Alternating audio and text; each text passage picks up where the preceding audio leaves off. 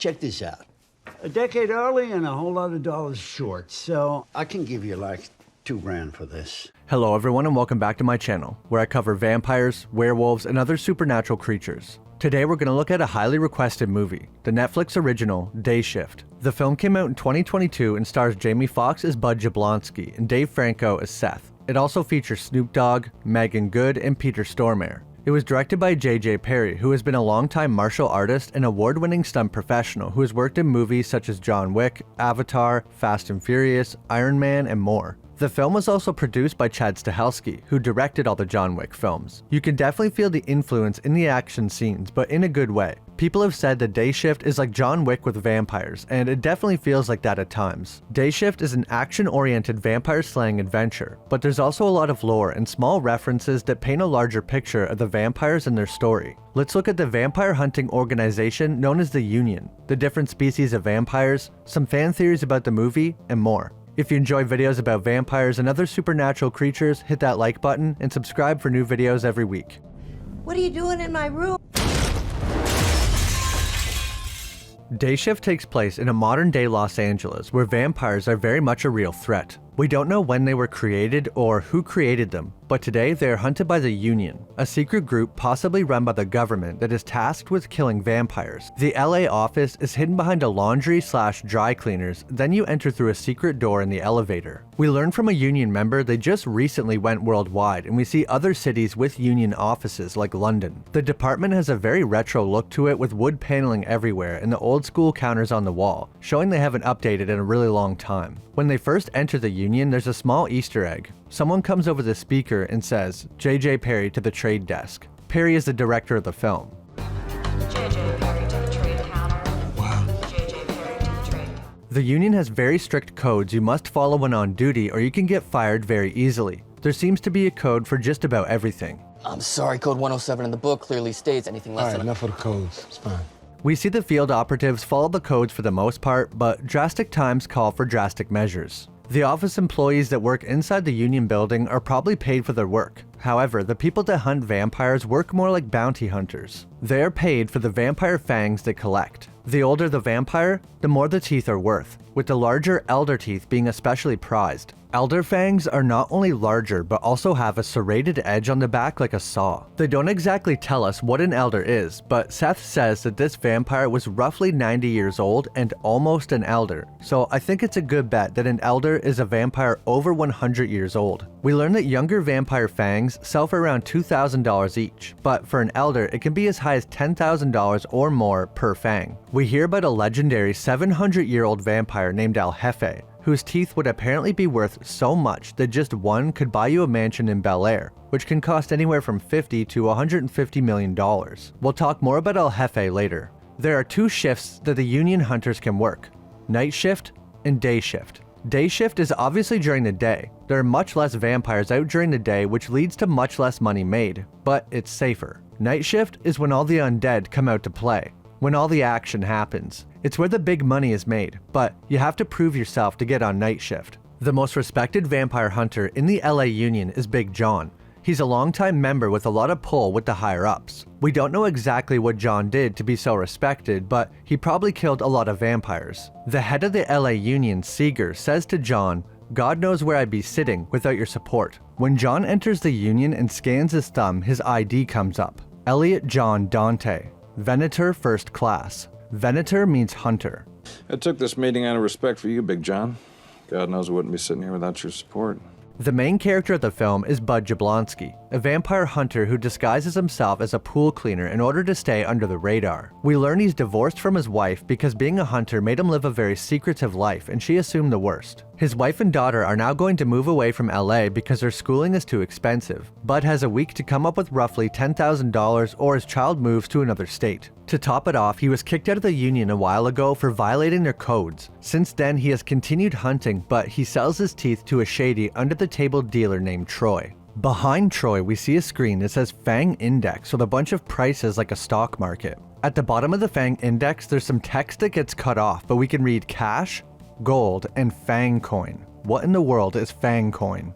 There's also a page open on his other screen that looks like a guide to tell how much vampire fangs are worth. The downside to this is that because it's under the table, he offers much less money than the Union, about 1/4. He's like a pawn shop for vampire teeth. This is what leads Bud to trying to get back into the Union, because there's no way he's gonna make the money he needs for his daughter if he can't sell the fangs at Union wages. He asks a favor from his friend Big John and gets him a meeting with Ralph Seeger, the head of the LA Union. Bud has an extremely long list of infractions, from clearing out a vampire nest with a children's birthday party going on next door, to not notifying authorities. But the final straw was Canoga Park 2017. He violated Code 101, endangering a fellow Union member's life, critical injury sustained. We learned that each one of these violations would normally be a lifelong suspension. However, Bud is good friends with Big John because they served together and Bud got him out of a rough spot a couple times. John seems to have a lot of authority, as much or more than Seeger. He makes sure that Bud is reinstated on the spot and that his probation period is only a week instead of 30 days. With one extra thing. A Union rep will have to accompany him for the probation week. This is how we meet Seth. He wants a promotion, so Seeger sends him to tag along with Bud and write him up on every little thing that he does wrong so he can fire him. Seeger does not want Bud back in. He specifically says that he's done his best to keep cowboys like him out of the Union. Unfortunately for Bud, not only is his boss actively trying to get him fired, the 90-year-old vampire that he kills in the beginning of the movie turns out to be the daughter of a major vampire boss in LA that is currently trying to take over. Her name is Audrey San Fernando. After learning Bud's name from the shady dealer Troy and killing him, Audrey is set on killing Bud. I didn't take you for an arts and crafts guy. What are these all about? Want to keep your hands off my shit? Bud is a very adept vampire killer who makes a lot of his own weapons. When Seth arrives to accompany Bud, we get a tour of his makeshift armory and a storage locker. The first thing we see is him making special shotgun shells filled with wood pellets. He also adds garlic in with the wood. Vampires are allergic to wood and garlic burns them like acid, so these two things combined pack quite a powerful punch. He also adds that he uses impingo wood. It's the strongest African hardwood. These special shells alone won't always kill a vampire, but if you can shoot them in the heart with the wood pellets, it weakens them, allowing you to cut their head off with silver. A stake to the heart will kill most vampires, but cutting their head off seems to be the go-to for most hunters. Vamps are very resilient, so Bud uses a silver wire to do the job. Sometimes he even sets it up like a trap, allowing a vampire to run through it like a guillotine. One of the other hunters has knives in his boots so that he can decapitate a vampire just by kicking it. He also makes special garlic grenades that are filled with sawdust and garlic. Other hunters also make similar grenades that seem to act almost like tear gas to vampires. This also makes them more like bounty hunters, having to make and supply all their own gear and weapons. Now let's talk about the vampires.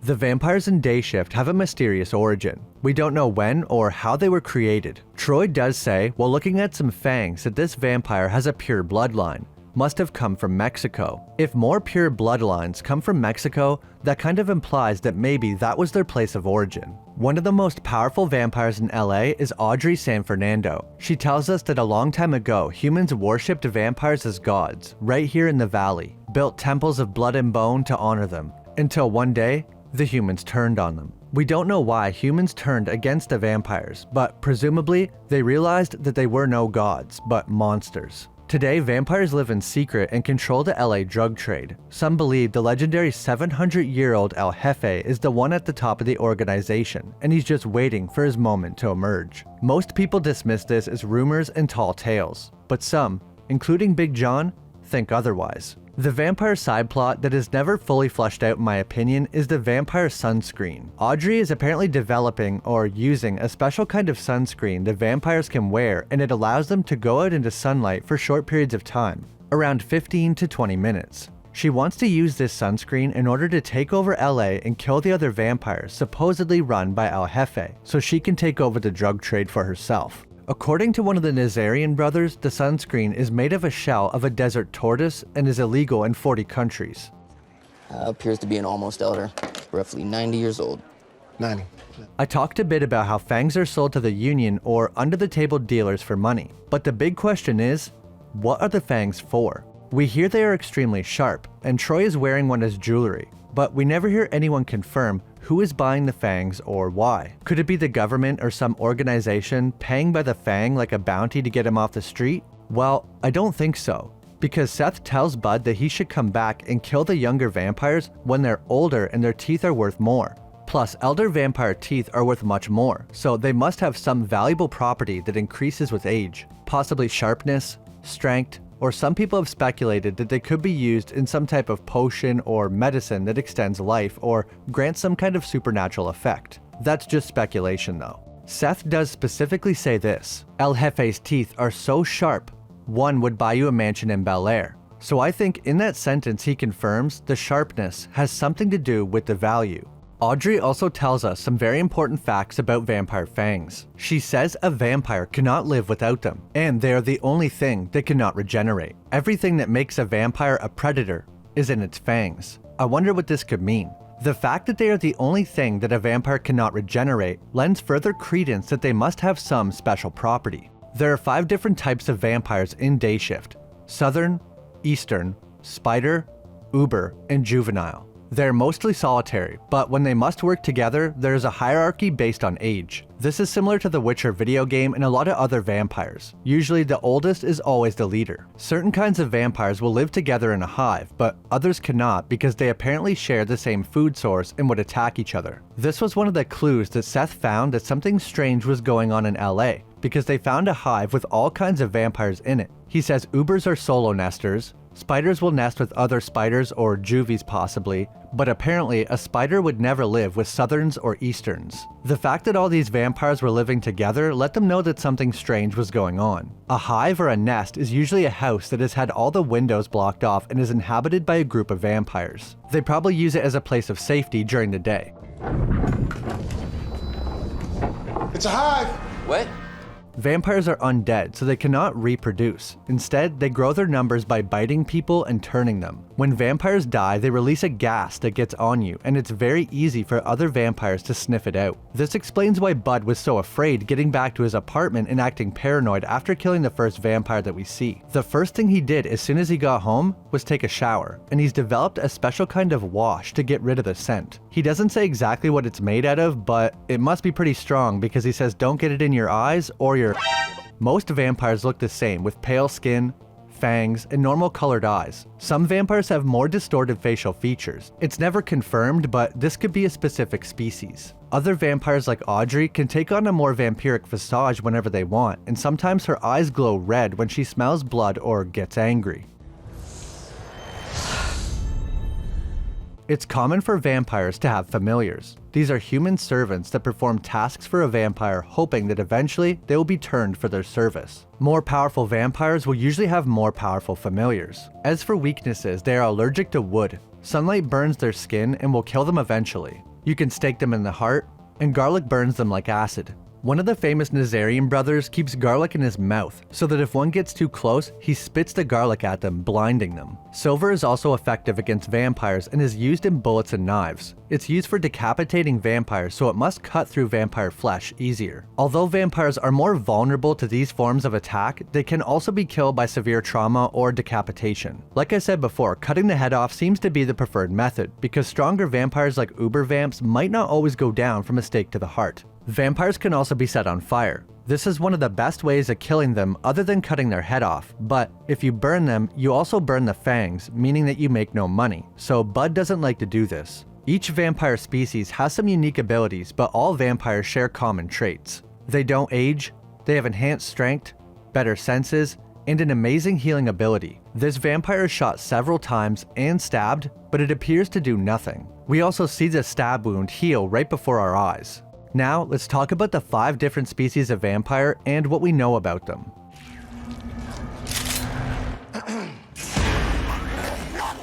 Number 1 is juveniles, also known as juvies or zombie vamps. This happens when an already young vampire tries to turn someone else. Instead of that person having the strength of a full vampire, they don't have proper regeneration and look more dead than alive. They can still turn others, but they cannot process human blood yet. Instead, they must feed on small animals and rodents. Even juvies can have familiars. We see a young man collecting animals to bring to a group of juvies. We also see multiple juvies in the same place, telling us they probably nest together for safety because they're weaker than other vampires. They look like zombies with rotting flesh and act quite feral and animalistic. We don't hear them speak at all, but we only hear a handful of vampires speak during the whole movie. It's possible only more pure vampires are able to retain their human mind, like Audrey and her sidekick Klaus. Seth is turned into a vampire and is able to speak, but he was probably turned by either Audrey or Klaus, meaning he would likely be more pure than most of the other vampires we see. That's just a theory though. It's possible they can all speak, we just don't see it. Oh no! No! No! Oh, the gun's broken! Number 2 is the spider vampires. The first vampire we encounter while watching the movie is a spider. Their performances are very impressive and they actually used real contortionists for the spider vampires, which is awesome and it really paid off. They are just as strong as other vampires and have the same weaknesses. Where they differ is their insane agility, speed, and flexibility. They also seem to have heightened coordination, being able to fight with just their feet. I also noticed that the only spider vampires we see are women, so it might be possible that only women can become spider vampires. To become a spider vampire, you would likely need to be bitten by one. At first, I thought once someone was bitten, they could possibly become any of the species, depending on how the vampire curse reacted with them. But Seth is turned into an uber vampire by giving him uber vampire blood. The spider we see in the beginning of the movie has normal fangs. However, the 2 spider vamps we see in the hive have fangs in place of their front teeth. I think all spider vampires are supposed to have their fangs in the front. The spider vampire in the beginning was able to take a more vampiric form that almost looked like a goblin. It had gray skin, pointy ears, and a distorted voice. I don't think this ability is unique to spider vampires, but rather older vampires. The only 2 vampires we see change their appearance like this is Audrey and her daughter, meaning this ability is probably unique to older vampires or her bloodline. Some people have asked why Audrey's daughter looks older than her, but it's explained in the movie. Audrey became a vampire first, and by the time she was able to track down her daughter, a considerable number of years had passed, meaning that her daughter now looked older than her. I will talk a little more about Audrey when I talk about the mystery of El Jefe.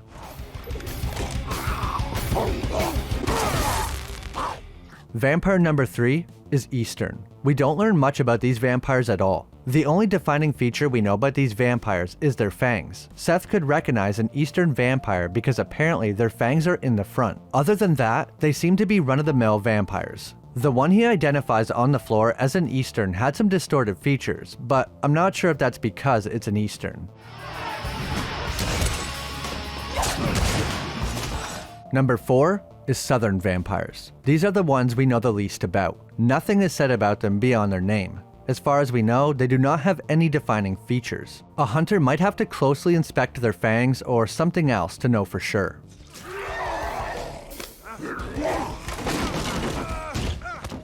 Number 5 is the Uber vampire. These are the strongest and in some cases the fastest as well. While Bud is fighting this Uber vamp, he is effortlessly thrown up a huge flight of stairs. As far as I could tell, Audrey is also an Uber vampire. She is insanely strong, able to send humans flying dozens of feet like a weightless rag doll. And she's also insanely fast, able to move faster than the human eye can even see. While walking by some roses, Audrey held her hand out and they died. Not sure what this ability is, but it's never used again. When she uses her abilities to the fullest, her face changes to a much more vampiric appearance with eyes that glow an orangish red. She is by far the strongest vampire we see in the movie. Bud shoots her in the back of the head with a silver bullet, and she catches it in her teeth. Something unique about Uber vampires is that they can come back after being decapitated. Seth is turned into an Uber vampire and tries to attack Bud, so he gets his head cut off. But he comes back to life shortly after, picks up his head and puts it back on his body. He drank some blood to speed up the healing, but his head fully reattached with no problems.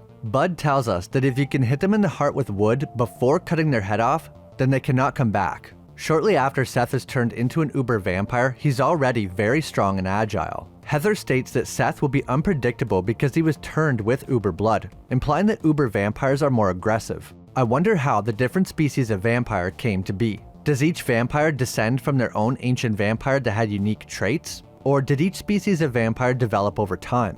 There's no way to know, but it's interesting to think about. What you know about El Jefe? Oh, come on. Legendary 700-year-old European vampire? Now I want to talk about the legendary El Jefe and who he could possibly be. El Jefe in English simply means the boss. Some people have speculated that Audrey is the legendary El Jefe, but this doesn't make sense for a few reasons. For one, he's described as European and a man. Audrey is neither. Plus, Plus, El Jefe is supposed to be 700 years old, and we can actually figure out roughly how old Audrey is. Seth confirms the Fang from Audrey's daughter was around 90 years old, and if we assume Audrey had her in her 20s or 30s, then that would make Audrey roughly 110 to 120 years old. It's stated that vampires cannot reproduce, so Audrey had to have been human when she had her daughter. This makes Audrey far too young to be El Jefe. There's another way we can look at this though. When he said the vampire was around 90, maybe that means it has been a vampire for 90 years. But even if this was the case, it still doesn't add up. Her daughter looks to be around 70, and even if we added another 70 years to Audrey's age, that still only puts her at around 190 to 200, still far short of 700.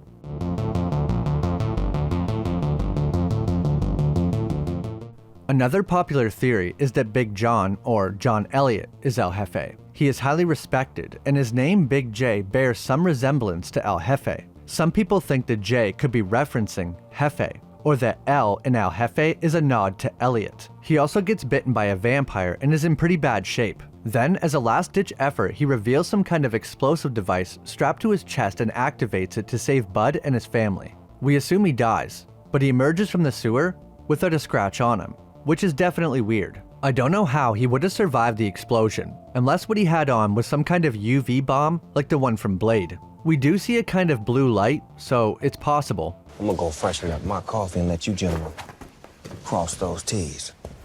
Here's the problem with Big John being El Jefe. The reason that John got Bud back into the Union is because they used to serve together.